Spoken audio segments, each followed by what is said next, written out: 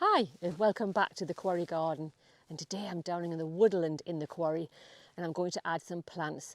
But first what I did was remove some of the tree seedlings that were up on this bank side. Didn't really want them to grow there, they were in the wrong spot, so I've took them out. They weren't particularly nice trees to grow.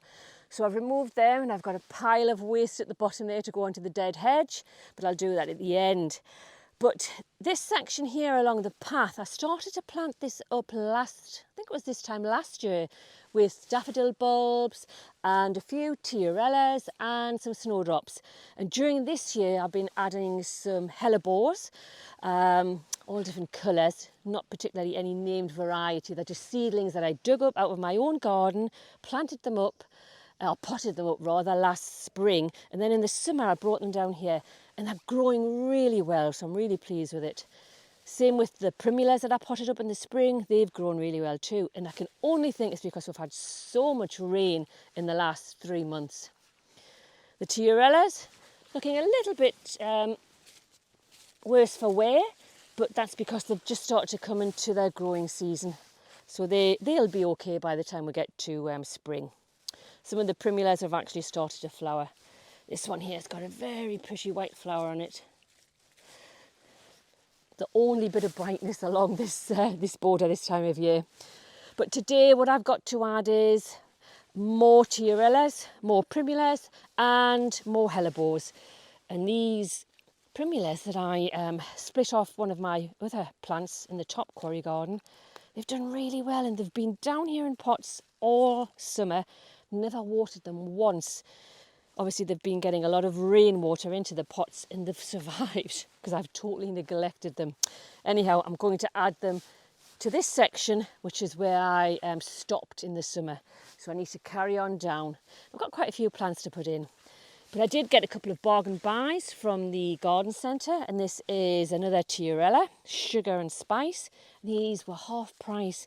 Again, this time of year, clearance plants. It's flowering early, so it may not flower in the spring, but I'm sure it'll survive well here because the other tiarellas here have done well. So I've also got some daffodil bulbs.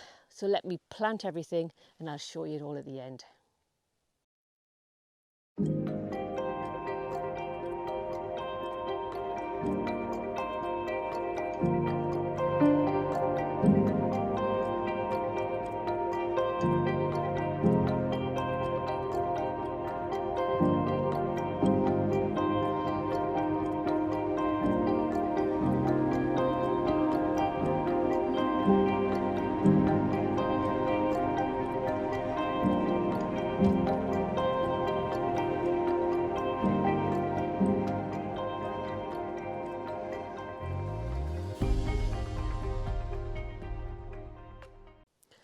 So that's all of the plants that I brought down in the ground now. It's incredibly muddy here and it's rained quite a bit while I've been planting this. So I'm going to call it a day here and we're going to carry on and do some jobs in the top of the quarry garden. But I'll just bring you in to show you what I've done so far. Okay, so what I got planted today, and you can just see, look at all of the mud. That's why I'm calling it a day down here. But hellebores, primulas, I've planted some daffodils around the base of that tree, more hellebores and the tiarellas. But look at the daffodils coming through up there. Now they're what I planted last year, just around there, underneath the leaves. And you can see another section just down here, hidden away there. Look at those coming through. Now they all were planted last year. So I now have the front of the border with plants, and then the second layer is all of the daffodils, snowdrops, and then you've got foxgloves and ferns going up the bankside. But now I'm going to get out of this rain and go and work in the top of the quarry garden. Okay, just to give you an idea where we are, this will be the new shade garden. The drop down to the quarry is behind these hedges there. So this is an undeveloped area of the quarry garden as yet. And then walking round the path which takes us round the back of the white garden, which I feature in quite a few of my videos. And then And down here is a woodland walk which takes us right round the back of the white garden. So we've got lots of rhododendrons on this side, all very healthy, lots of buds for the spring, lots of hellebores, aqualegias. Nothing really needed on this side. It's a very mature section of the Quarry Garden. However, on the other side, we need some work, which is down this border here. And then obviously you have the white garden and the steps down into the white garden on that side. All cleaned up now for the winter. But this is the section down here that needs some work. And then just to give you a bit more of an idea of where the quarry, the base of the quarry is, you walk down these paths and the drop to the quarry is behind that hedge too. So you've got two paths that take you right round the back of the white garden. And this is where I'm going to add the rhododendron. I'm going to give this one a serious haircut, and in this big empty spot I'm going to add a new rhododendron. Now this is a very poor example of a rhododendron, and really I should have cut it back a few years ago. Normally if you want to prune a rhododendron, it's best to prune after flowering, and then it's got a chance to put on new growth, which obviously is next spring. This particular plant I've just left and ignored, and it really does need to be taken back altogether. So I'm going to take it right back to the base, around about 6 to 8 inches I'll leave, and hopefully it will rejuvenate it and it'll start growing again next spring.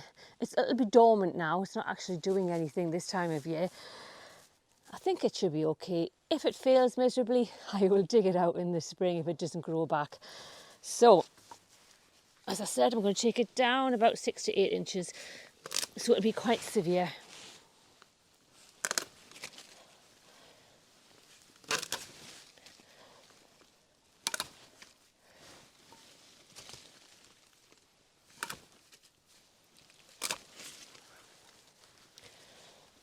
I'm not quite sure whether I'll be able to get this one. Might need to have a chainsaw on this particular limb. Yep, need a chainsaw on that limb because it's too big for the cutters. This one may get away with this one.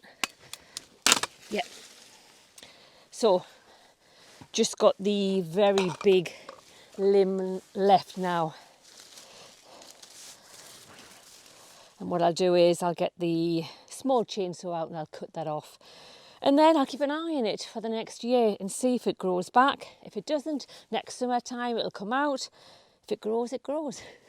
But anyhow, I've got a new rhododendron to put into this empty spot here, so I'll just go and get that. Okay, that's the rhododendron on this side cut right back. Hopefully it should recover well in the spring and regrow. Done this before and I've never had any problems in the past, so hopefully it should work out okay. But we'll soon know in the spring. Now this one that I've got to add is a very large rhododendron. Roseum Elegans, I think that's how you pronounce it. And it's a 6 to 8 feet rhododendron. And one thing I've found when rhododendrons are in the garden centres, best time to buy is once they're flowered. The garden centres just want rid of them off their shelves. This one was 50% off. I always buy rhododendrons around about June, July time, which I did with several of them this year. And you get such better bargains. If you buy them between now and next May, you'll pay full price because obviously it's a shrub for this time of year in the spring. So just a tip, look in June and July and you should pick up some good bargains.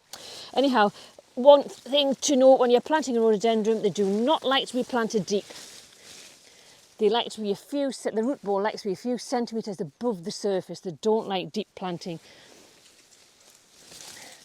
So I'll just get this one right and I'll add it. And then once that's added, I'm going to plant some daffodils all around this area because there's nothing in this area other than a few shrubs and a couple of hellebores in the front. So it does need a lot of colour for the spring. It's a mature border that's been ignored for a long time, so it does need some work putting into it. But anyhow, I'm going to call it a day. It's getting dark, 3 o'clock in the afternoon, and it's getting dark. So that's it. Hope to see you soon. Bye for now.